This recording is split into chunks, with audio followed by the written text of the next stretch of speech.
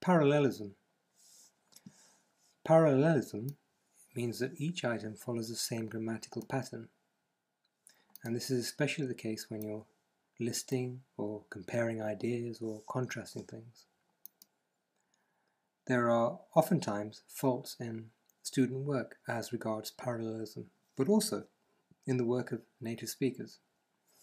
For example, here, the disadvantage of using a credit card are overspending and you pay. And as you see, the correct version is that you have the same format in both. Here's another example. Not making any payment or to send, not making any payment or sending. So you see, payment and sending would have the same form.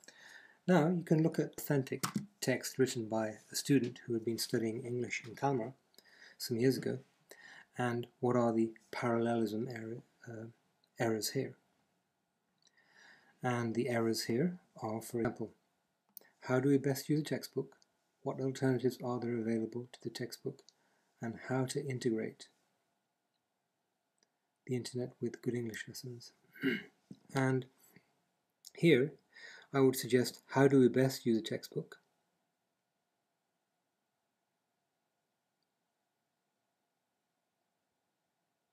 How do we use the alternatives that are available? And how do we integrate with the general English lesson?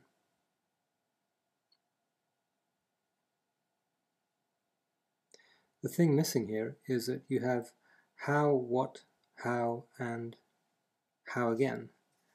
And so it's maintaining the same form, for example here. A common lesson when we went to school was to read a textbook in the textbook, listen to the text on a tape, and completing. So here, and a common lesson was to read a text in a textbook, listen to the text on a tape, and complete the glossary and exercises belonging to the text.